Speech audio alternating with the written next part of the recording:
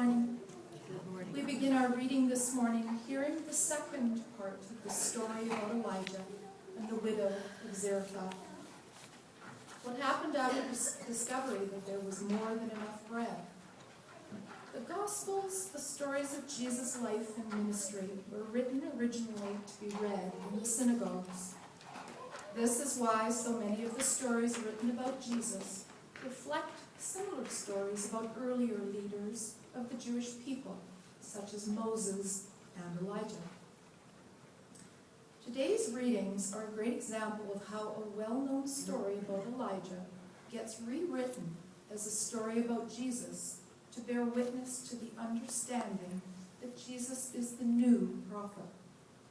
But even bigger or more important than Elijah. As you hear these two stories, notice the similarities and also the ways in which Jesus is shown as having a greater power than Elijah. Reading the story of Elijah and the widow of Zarephath from 1 Kings chapter 17, verses 17 to 24.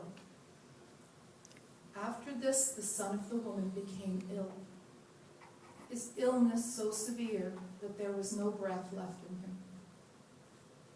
She then said to Elijah, "What have you against me, O man of God?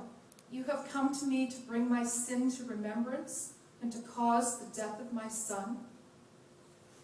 But he said to her, "Give me your son."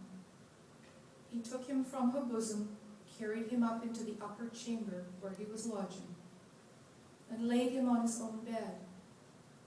He cried out to God, "O God, have you brought calamity even upon the widow with whom I am staying by killing her son?" Then he stretched himself upon the child 3 times and cried out to God, "O God, let this child's life come into him again." God listened to Elijah. The life of the child came into him again, and he was restored. Elijah took the child, brought him down from the upper chamber into the house, and gave him to his mother. And Elijah said, "See, your son is alive."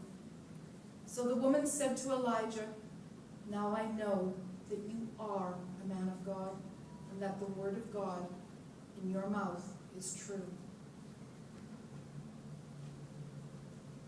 The second story, hear now the story of Jesus and the widow of Nain from Luke chapter 7, verses 11 to 17.